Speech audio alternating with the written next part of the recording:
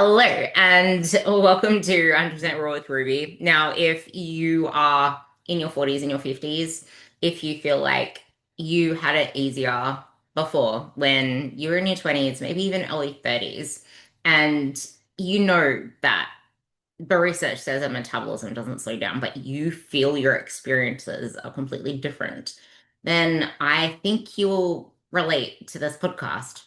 But I would also say you relate to it if you feel like you're someone who needs to keep your calories really low to avoid gaining anything, which kind of sucks when before it was the calories you needed to actually lose weight. And now it's just this let's not gain. Regardless, I got this message and I thought that it would be a really powerful thing to talk about because many times things feel like they're working and that's probably because they have in the past.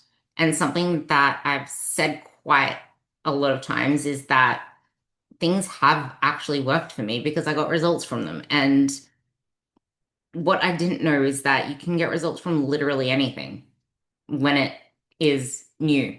Anything. That's why when you have new programs every 4 weeks, you literally are progressing in your logbook every single week, pretty much, if you're trying to, because it's a new novel stimulus. Even if the exercises are the same, the program is going to be probably completely different in some way. So you have a different way to progress on that. And this is when I say sometimes progressing every single week actually has you regressing. It means you're not technically moving forwards in the way that gets you closer to your goals because you shouldn't be able to progress every single week. No one should be able to progress every single week. It doesn't work that way because the longer that you've been at this thing for, the slower progress gets to the point where you're fighting to meet the logbook, where most of the time things are going to be the same. And the biggest win is just to aim for one thing that you progress on in that week. And that isn't just focused. Because sometimes you could do a lift that looks like absolute poo poo. And then the following week, it's just poo. And then the following week, it feels okay, and then it starts to feel really damn good. And if you are just looking for numbers as your means of, oh my God, I progressed, none of that was going to mean anything to you. And you probably would have given up already because, oh my God, nothing's moving. And like for some people, they don't even look at that because it's all in the way that they look, it's all in the way that their body looks and feels. And we can pursue a goal with what we think we need to do to get there. But because our focus is so intently on the goal, the stuff that we're actually doing hasn't gotten given number one, the consistency, number two, the effort it needs, or it could just completely be the wrong thing. But because you've never actually looked at the inputs to get the outputs, you completely blame yourself or spiral or get bored or whatever else it is. But outputs don't just come out of thin air. Inputs need to have, like the inputs, we need to look at the inputs. It's something within the inputs that have led to you not seeing the outputs that you want, or to you getting an output that is the opposite of what you want. Like I had this conversation with one of my clients last week, and she is a therapist herself. So she is really self-aware. And she goes to me, I feel like my clothes are getting really big. I feel really bloated, et cetera, et cetera. And because I know her and she is very aware of her situation, I'm like, well, that's a very interesting thought. All of a sudden, you're coming to me with that. I said something like, what do you think of that? Or whatever else came of that. But then she realized that then she has to align things to her values and that it's that her eating has been off. And I'm like, well, to be honest, you can say that you need to align things with your values, but I know very well that trying to align things with your values isn't going to work. That's pretty much woo-woo speak. Like we're told that we're meant to align our goals to our values. Who does that? Like, no, it's okay. Let's get realistic with the situation. What is actually going on? And is it going to benefit you to focus on what's happening with what your body feels or how you feel in your body? And is it actually reality or is it the fact that you aren't happy with your actions? Because your body does not change dramatically, or how you feel in your body isn't just going to change dramatically in 1 day or 2 days. There is something that caused that. It's either you did not hold a word with yourself. You did not hold the promises to yourself. So now you feel crap about that and you're blaming it on your body. Or you know very well that your eating is out of control. And because of that, you're feeling down about stuff. So now, oh my God, my body's like this, my body's like that. But a lot of the time, we don't actually want to face what's going on with the inputs. And I know these are like two different conversations, but they're two very important ones to have around this whole thing because it's not just about the training. It's not just about let's hit these calories. We need to look to what are the other aspects that are going on here. You can grind anything really freaking hard for a short period of time, but as soon as you have to extend that to a lifetime, that's when you need to look into, okay, how is this meant to sustain me for my whole life? Am I going to do this 12-week challenge that requires me sacrificing so much of everything that I love about my life, that I love about what I do in a day? Probably put my kids on Gumtree because I can't keep up with the demands of shit. Like, is that something that is realistic for you?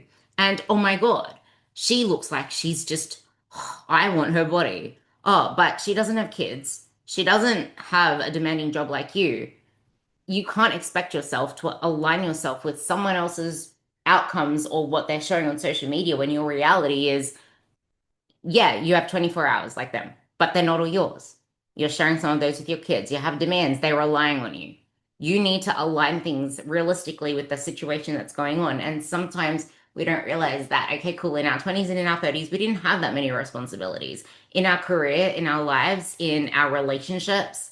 So things shift there without us even realizing. And we probably don't even realize it now what has shifted.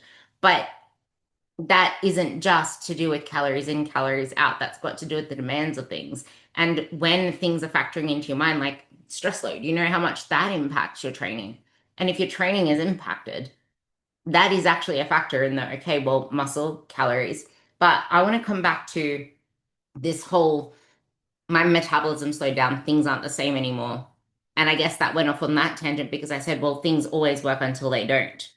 And that's the trap. Because they worked for us, we keep sticking to it. We keep repeating that same thing. And if you're someone who was born in the 70s, in the 80s, in the 90s, I'm pretty sure that was the skinny thigh gap culture. Like, we weren't really about the big butts and juicy thighs and let's crush watermelons with our thighs so that we can just, like, crush the souls of men and shit and just have the power of our adductors being just these, like, you know, that stuff. And we didn't want to look like these Lara Croft Wonder Woman figures. It was all shrinking, shrinking. And if you did not put enough time in your younger years, invested in building muscle, invested in building bone from muscle, bone burns calories itself. Like you don't just have like you don't just burn calories because you're exercising. Like different parts of you are burning calories.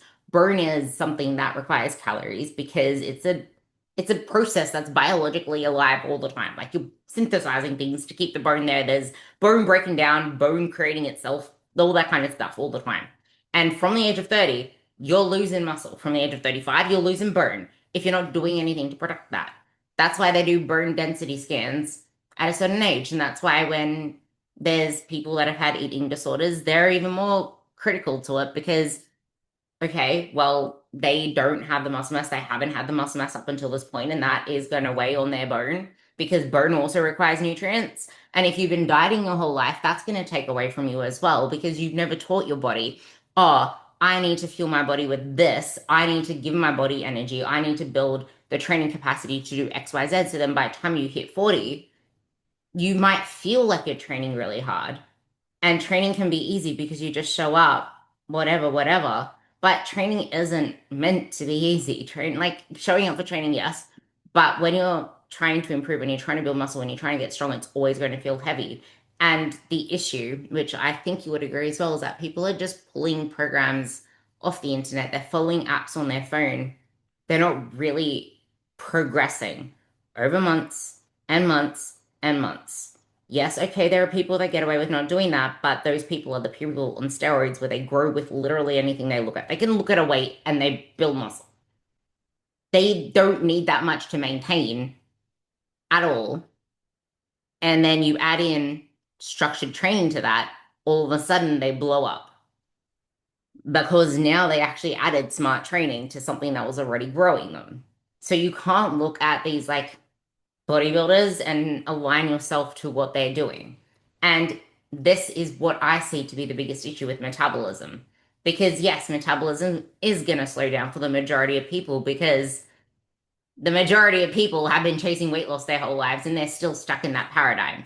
This particular woman who said this is she's struggling to now fathom the idea that she needs to eat more food. She's going to have to be uncomfortable in a bikini. So the fact that all of a sudden this is coming to surface says to me, this is the first time that you've thought about eating more food, that you've thought about building muscle, that you've thought about going in this other direction. No wonder you've been struggling to get your calories up. No wonder you've been struggling to lose fat because she still does have fat to lose. Like she's not the body composition that she wants to be. And clearly, because there's no muscle there.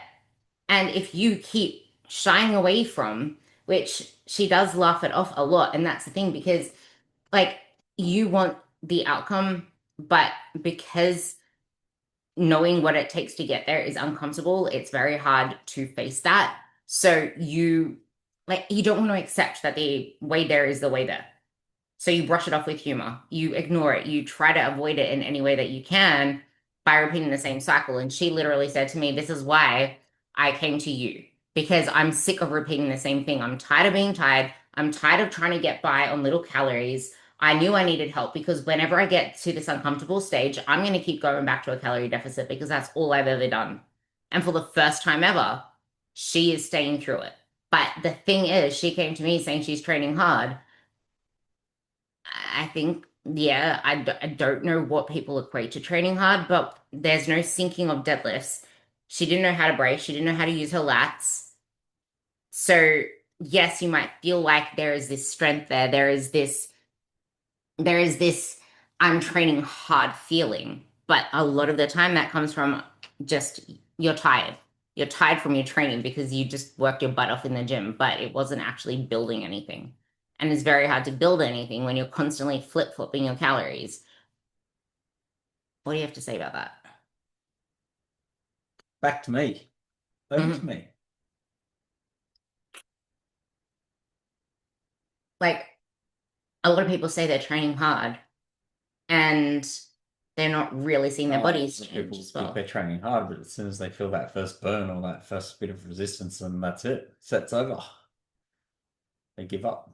So where does the training hard come from? And it's Like it's that last few reps that they're going to do it. So it's not when it gets uncomfortable. It's when you push through that uncomfortable. when you were training with Martha, you were in a normal person gym. That sounds so weird to say. A normal person gym. Like, what did you see around you going on when people were like training and stuff? Because that would have been a great example of it. Yeah, not serious. Playing on the phone. Big rest breaks between sets. That actually surprises me. So there are people that take really big rest breaks, but a lot of the time training hard is because you're hardly resting between sets. You're going from one exercise to the other. You're supersetting. You're They're doing doing like 10 minutes. yeah. So there's like two different paradigms here where the people that feel like they're training hard is it is going to be hard if you're hardly resting between sets. Like I remember when I had well actually it's probably people are still doing it. They need to be corrected on it. But one of my girls came to me saying, I don't want Bulgarian split splits. I don't want them. I hate them. Like it kills me. And she started loving them the second that I gave her feedback on it. Hmm. All I said is, how long are you resting between your legs? You have to rest between your legs too. Okay. Yeah, because you're not going like of course it's gonna like that like fuck you over like that is hard shit. Like doing single leg work is hard shit. And if you are not resting one like at least a minute between your legs, then you aren't training hard enough. And a lot of people are saying they're training hard enough, but how can you be training hard enough if you haven't given yourself enough rest before that next set? There is no way that I can do the same dumbbells if I went from my left leg to my right leg straight away on anything, not even the leg press. Like you need to rest between your legs because your whole system is fatigued. With your arms, it's kind of different. I wouldn't really rest that long, but my heart rate still gets jacked up on a lot of things because I'm lifting heavy shit. And that's the point. Like there's a difference between it feeling hard and it being conducive for muscle growth. And training doesn't boost your metabolism. It doesn't burn fat. It doesn't, well, it's Not not the much. training itself. It's what that training is meant to do. And what it's meant to do is build muscle. It's the muscle that does that. But your training needs to be programmed in a way that does that. And he actually just said not much. And that's actually a really good point because a lot of people go on holidays and they say, should I eat less food? well, are you gonna do the same amount of walking or are you just gonna lounge on the couch? Because I remember, like, we eat the same amount of food when we go on holidays, except one day I'm like, yeah, I need to cut my food back quite a bit because we got like 2,000 steps today. Like 2,000 steps compared to For my the normal. rain all day. It was, well, no, it wasn't. It was just that we were like on the couch and we didn't want to get up Um, because we were having like the best time of our lives. And then by the time it was like evening, it started pouring down. And then we couldn't really go out because we didn't have a walking pad because typically we would still make those steps happen regardless. That's what you do. Because it's not meant to be a chore. It's adding to your life. It's like, okay, one day here and there isn't gonna do jack shit. That's why we just adjusted accordingly, which is where these skills come in, learning how to adapt and pivot and all this kind of stuff. So that's one thing that I do want to bring up there because that's something else she said though, which is why it's really important, is because menopause at 40, and then I had to reel it in and start being more mindful. I was still training hard and running marathons. So this is where the questions then come in again. Okay, so are we purposely focused on building muscle? Has the food been in a way that it's structured to build muscle? A lot of women shy away from carbs, and a big issue with that is carbs should be the second priority that you factor in when you're planning around your food because it's the carbs that are going to give you the energy. It's the carbs that are going to fuel your workouts. They're going to help you recover and help you train at your best. When my carbs are low, I feel like an absolute ass shit because my training goes to ass shit. And that's not what you want because then you start, you know, entering the little portal where it's like, well, am I losing muscle? Am I building muscle? Am I losing muscle? Am I building muscle? Then you start to lose motivation because you feel like shit. And then if you're losing motivation, no, this is actually really important. Because if your motivation fades, your effort percentage in anything that you do is going to start to come down without you realizing it. Actually, this is a really important point to note, and I know that we're going to bring it up on a podcast to do with food soon, but there was a study that they used a religious ceremony for this as well, but they also found out that the people that are supposed to be the most religious were the ones that were the worst perpetrators of this. The start of Hanukkah, they would be all into lighting these candles. Then they drop off through the 8 days, 8 nights. And then they'd come back to the last one because they saw that as a really important candle to light. But then there were others that, okay, well, I'm lighting this with the family. And then if there aren't really any family gatherings or whatever else, because everyone's so busy in the in between, well, they're not doing it with me. What's the point? I'm just gonna, and then they come back at the end again because they feel like they want to end it on a high. The same kind of happens with when you pursue a goal. You will start it with your best intentions, have all of the oomph in the world, and then it gets a little boring or it gets a little mundane, a little, you're just so used to it now. The initial starting effect, kind of the initial spark wears off. People do it in relationships all the time as well. Why do you think a lot of people end up in marriage counseling? They don't tend to their relationships. They don't communicate. They don't show love. They don't express love. They don't even say like the same complimentary like I love you things or even message each other the same way anymore. But that's what keeps the fire burning. Like you need to, the only way that you're going to make it through this is to prepare for that period and to be aware of it. Is my is my effort sliding away?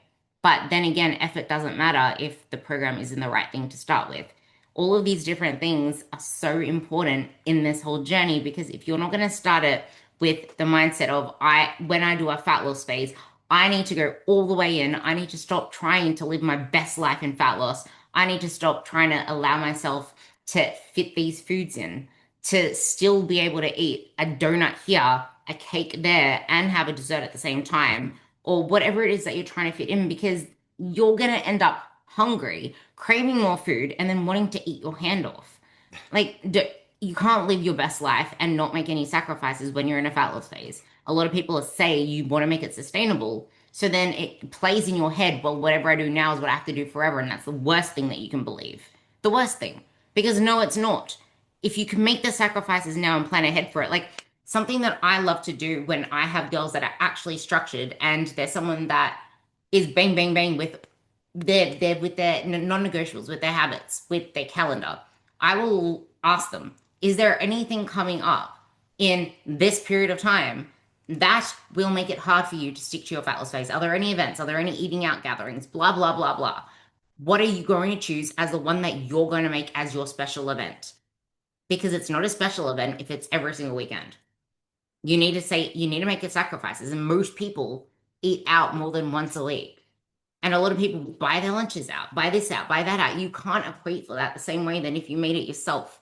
So it's all these different things we have to be aware of. Now, because I know this client, and this one has pretty much just been the fact that because she's never allowed herself to push into the discomfort, it's very clear that she's never actually went into a muscle building phase. She's never actually went into a strength phase. But also because I know what her program was like before coming to me, which was following a group program app thing.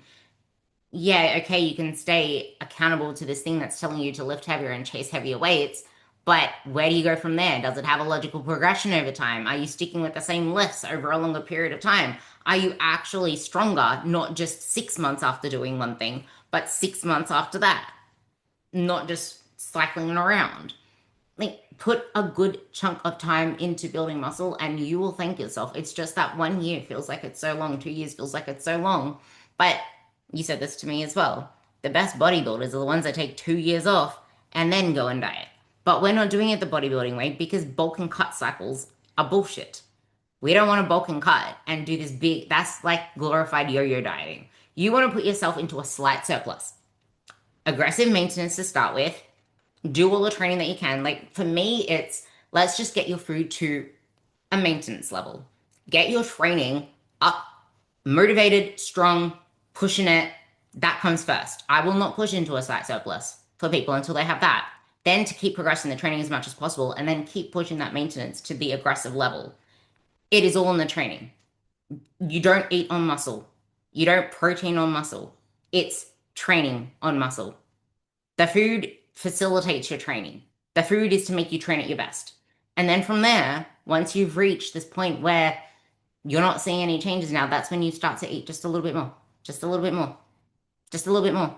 The reason that most people end up in this spiral is because they don't know how to do building. So then they put on excess fat, and then because they're not the body composition that they want to be, they cut their building early and they never actually built anything to start with because if your building hasn't went for at least 8 months, at least you would not have built much at all because that's just going to come off as soon as you diet.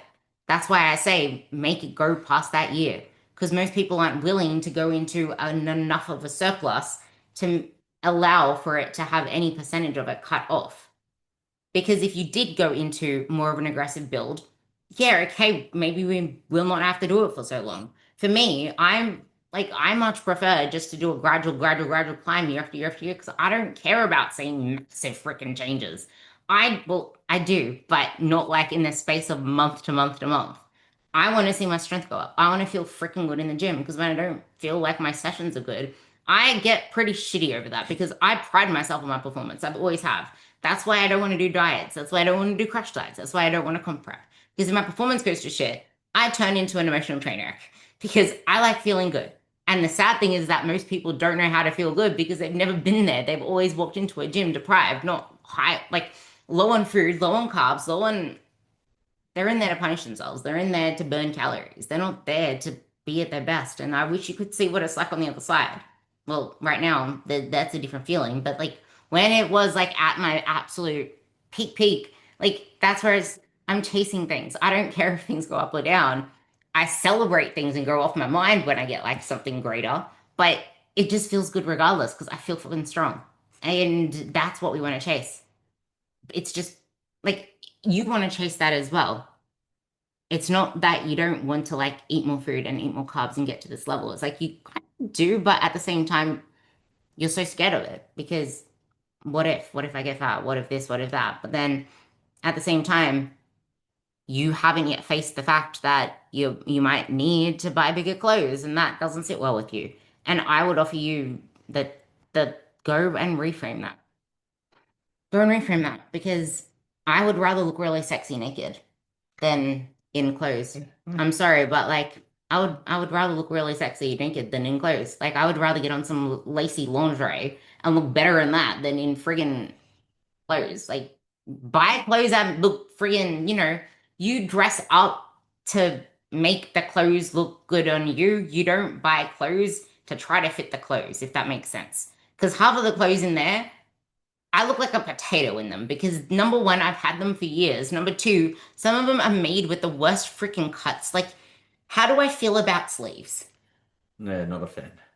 No, unless I'm wearing like one of his baggy shirts or a baggy shirt that I can just walk around like and grub around with. Like I went to Bunnings today. Like I like that shit because I don't have to wear pants, and I reckon pants are prisons. Like if we can get people just like cool Wasn't feeling. you didn't have pants on. I didn't have pants on. You only wore undies? Yeah, Really? yeah, you didn't know. Yeah, see, that's the thing. It was like long enough, yeah, of course, like right now. But that's the thing. Like my whole thing with women has been no pants or booty shorts, like just a funny little hashtag because I want you to feel confident in your legs, and you're never going to feel confident in your legs if you're so scared of them feeling fluffy, of your thighs touching, of them rubbing. Oh my God, that is the only reason that I have to wear such long shorts on the when I run. I hate my legs chafing. It's hell. Sometimes I carry cream with me because it gets worse in summer. It's the worst feeling ever. And I don't even have like chunky, like I don't have it's like it happens anyway. People are built different. I have narrow hips. So it's like you can't exactly expect to have your body look like this role model, like this person who has like this thing here and this thing here when you don't have hips to start with. You know what I mean? Like you need to compare yourself to yourself. Like what is it that you want to achieve out of this? What don't you want to achieve? And now I'm actually going to bring the pre-mortem, post-mortem thing because you don't know what that is. This is where, this is where you know the outcome that you don't want. You don't want to spin your wheels again. You don't want to go into a diet, have to cut your calories to what she was doing, which she stuck to them because she lost weight a little bit. But then the second she brought them up, she gained the weight back. And then it's just like, well, I still need to live on 1,500 calories. She was living on 1,400, 1,500 calories. And then she gave up dieting anymore because she felt like every single time that she had to diet, she had to cut a calorie so low that that was unsustainable.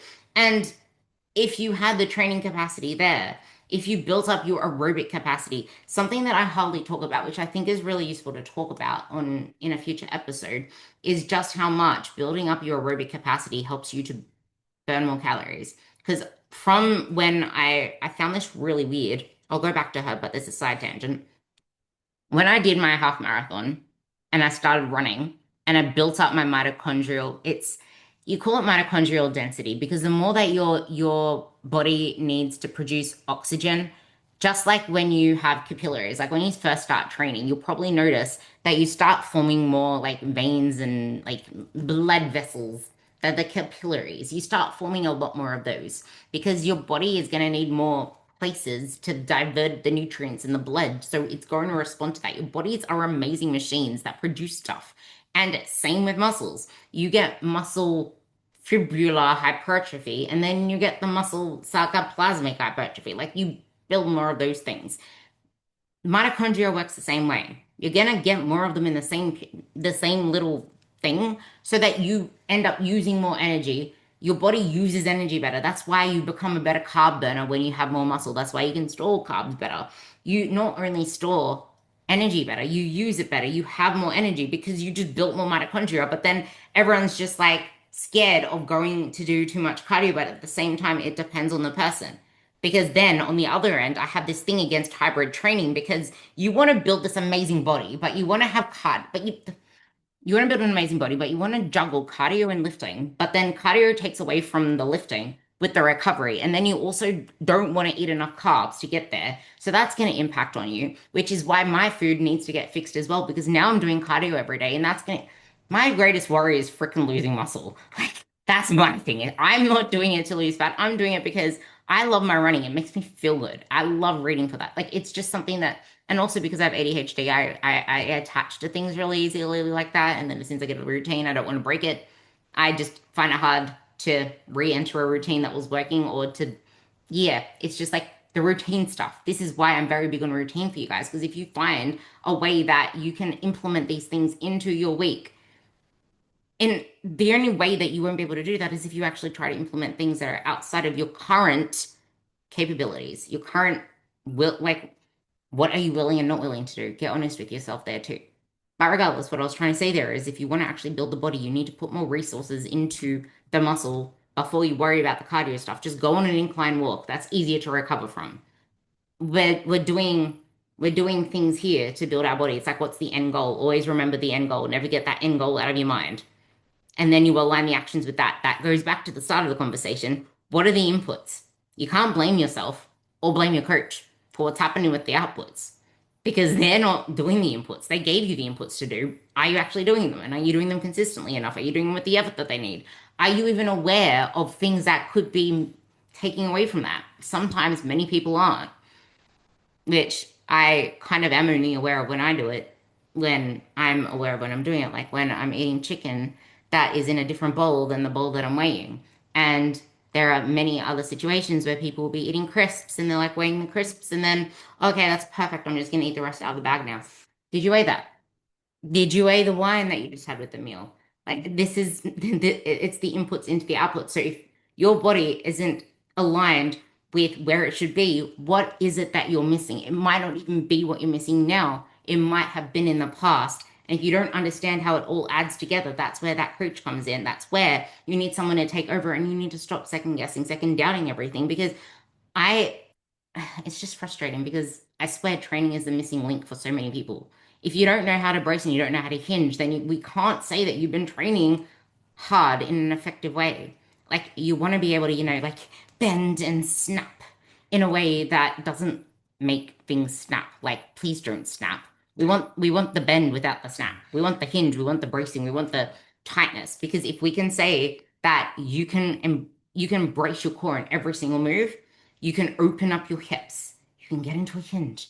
Then we know that you can get into all the different squat positions because you need to hinge to get into a squat. If you can't hinge, you're not squatting properly either. Like the hinge isn't just for a deadlift. You hinge into a squat. You hinge into those things because your hips need to internally and externally rotate, which is another issue that a lot of people have because they think that you need to put the weight on your heels when you do a lot of things, when you need that weight on your toes. That's a long about conversation to say that you don't have the metabolism of someone that's on 1600 calories as this like doom forever. It's just we need to fix your approach. We need to get you to a place that is more conducive for your goals. We need to get you building muscle. And something that I can actually empathize with, and I know he can too, because we both talk about it and reminisce on our younger days in the gym. How did we find it so easy to just beat our bodies up then? How did we find it so easy to just get away with all this bullshit we did to our bodies and training like assholes? But to be honest, would you really want to train like that moving into a life where there are other things that are your priority? Like, honestly, when you either have kids or you want to have kids, you either have a partner or you want to get married or you want to have dogs or you want to take your career to, why do I want to say the next Michael Phelps level? That's because what I also wanted to say there, because whenever I say that, a lot of people think that you get yourself out of a diet or you end a diet and you reverse. That's bullshit. When you do things properly, you get your ass into a diet. Say you're maintaining on like 2,100 calories.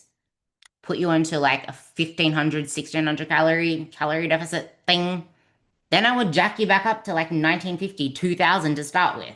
I'm not doing this like baby TD toddler stuff. Like, no, get your ass out. That's why people struggle with diets because you're going to be freaking hungry the second that you start eating more food. So if you only give yourself an extra 100 calories, your body is going to want an extra friggin' 3,000 calories.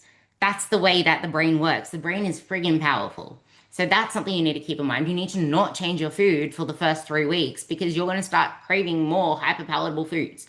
There are all these different ways to go about this stuff, and that isn't for this podcast. This is just trying to show you that if you do this the right way, it really doesn't have to be that difficult. Your maintenance really isn't 1,600 calories because if you were doing things right, you would be only dieting for the smallest percentage of the year. I really don't want to diet again. I just want to get jacked. Juicy. I really just want to get jacked, and that's the reason I don't want to do it fast. I don't want to just shovel in food because I don't want to diet. Like I just don't. I'd rather go really, really slow, push aggressive maintenance as much as I can, and then have a few days where I'm in a surplus because that will still put me into a surplus for the majority of the week. The thing is that I'm still eating in the aggressive maintenance. I'm eating enough to fuel my performance. I'm eating enough to recover. That makes me happy as long as my training is going up and I'm getting juicy because I I I don't want to lose muscle. I want to build as much reservoir as I can.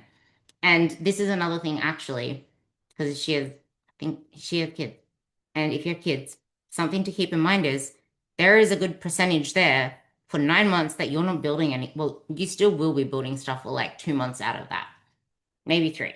But the focus isn't on building muscle. The focus there is on just keeping yourself fit, healthy, working on things that are going to strengthen you, working on things that are going to strengthen your glutes, going to strengthen your back because the baby's going to pull you forward, that are going to strengthen your pelvic floor. Like that shit's important. But then what happens after you give birth? There's going to be like 4, 6, 8 weeks, depending on the person, sometimes 12 weeks, that you're not going to be in the gym. You're going to be losing muscle. Did you have a great enough reservoir to start with? Because then there are people that have babies after babies after babies. Like, this is all stuff to take into consideration when we're talking about metabolism, when we're talking about this stuff. Because if you're someone that said that your metabolism this, your metabolism that, but then you had 3 babies, pop, pop, pop, pop, like that needs to be taken into consideration too. How do they come out? They pop. Just pop out. Yeah. Okay. Well, they push out. And that's another that's another thing too. Like that's another thing. You kind of need to have the strength and the ability to like get through a really good labor too. Like that's That what way you just go pop. but that's what actually that's a really good point. Fitness gives you more pain tolerance and a lot of like that will help a lot with pregnancy as well. Like what I don't know why I'm bringing up pregnancy, but the thing that I'm bringing in here is You that got something to tell me? well It's an interesting way to be told. Well, it's because health and fitness is so much more than just changing your body. It does so much for you. And I really want to do a podcast with you soon on that as well. With like, I want to do more reels with you on this, with how much it adds to your life, the things that like probably talking about different things we do and what it's like the way that we view other people who not view other people, but the other like other ways that this would be lived out if you were not in this like healthier state as well. But just I don't know. I hate when people say that you shouldn't really chase these vanity goals. I never know what I say on freaking group calls or podcasts, but I think I said it on there. But you should be allowed to chase the vanity goals. You should be allowed to chase your most confident self because going after this body transformation pursuit does change your life. It's just that you shouldn't be pursuing that as the goal. That's a byproduct. The only reason it changes your life is because of the person you become in the process. I am not the same person I was when I started this, and I don't think I would have had the same intentions to go through all of the self-development work that I did without all of this.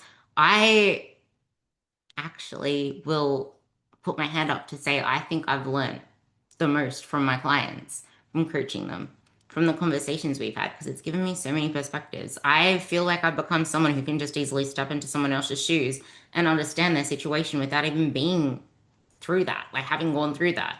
I just empathize with stuff like that now so much better. And it humbles you so much. And it, like, you will never have that character that you're craving if you just chase diets. Because building muscle and all the strength stuff, I feel like powerlifting really taught it. It teaches you so much about not only delayed gratification, but just how much effort needs to go in to maintain something. And go back to the relationships thing, go back to the maintain the results from a diet. Like effort still needs to go into that. Actually, this was something I really wanted to say because if you I really hated it when my math teacher was trying to argue against me about this because he was trying to be a smartass about the actual equation and the way that the answer was got to by solving the problem, but it doesn't make sense in real life. When you press an accelerator on a car, probably you might know the math problem. You press an accelerator on the car's going to rev up.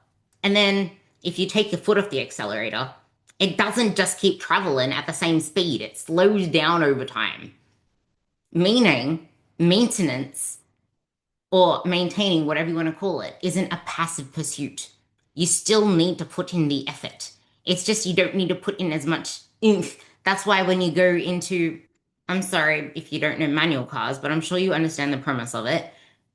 If you go onto like a motorway or whatever, so you just start driving, you go into gear one, and that's like the biggest bang for buck. But if you keep trying to drive on gear one, you're gonna redline and fuck up your bloody motor. Like, no, you need to go into gear two, and then gear three, and then gear four, and then you usually cruise on gear four. That's the same thing. Like, you're still putting in the effort. You're just on a different gear. You needed a lot more oomph to get the spark going. And then you get to go into the lower gears, but you still need to put in the effort there. Like, mm, it that but and that's the thing with training as well. Like, you always need to put in that little bit of extra effort with the training if you are still aiming to improve in your lifts, because it's not easy to push the last sets to failure. It really isn't. And I think that's why a lot of people don't do it. I really want to tie up this podcast so that it stays around the same topic, because training needs to be effective. And I had a client come to me who was on and off the diet. She never had anyone guide her into a clear direction forward. And I never gave her a clear direction forward with like the fat loss and the nutrition stuff. To be honest, I actually never did. It was just with training. But now she's in the best body composition of her life. Best. She has the like defined arms. She's the most motivated she's ever been. She's the most consistent she's ever been. She actually wants to go to the gym. She didn't crash diet for her wedding. She looks amazing. Her like, but why? Why? Because before, something she told me was, I never pushed my sets near as much as you're telling me to push them now. Because I would enter the gym and I just saw this huge program of all of these exercises, and I just felt drained and tired just looking at it. And isn't that the reality of most programs? If they're not filled with like fluff work, effective work gets the job done. And that's why I put my most effective work at the start of my shit, because the rest is pretty much like accessories. Yeah, you still need to give them the best effort, but if you're not challenging yourself, nothing's gonna grow out of that. Do you have anything else to say to that one? I know You're you do. you're sick. And that there we go as well. There we go as well, actually, there we go as well. Because the confidence you gain in this process is the thing that you've been chasing your whole time through diets. What does confidence mean to you? Something that I love to ask, which we're going to do with our goal setting, is how do you want to feel this time next year? Where do you see yourself? How do you want your life to feel? How do you want to experience it? What do you want more of? What do you want less of? And then track it back from there. And then going back to the post-mortem that I never actually explained, this is where this comes in as well. And this is also where this client comes in as well. What do you not want? You don't want to go back into this cycle anymore. Okay. If you haven't listened to my goal setting podcast, I might end up replaying that for the new year. And when we do our group calls for the end of the year as well, I'm going to be going into a lot more of the goal setting stuff, and I might have to do some solo videos for them too. But this is something that you'll be a part of and into as we go. But get really clear on what you don't want your reality to be. Look into your past, get ruthless. Get ruthless with your past habits. Get ruthless with your past outcomes. Get ruthless about what you did or didn't do, where you feel like you sabotaged.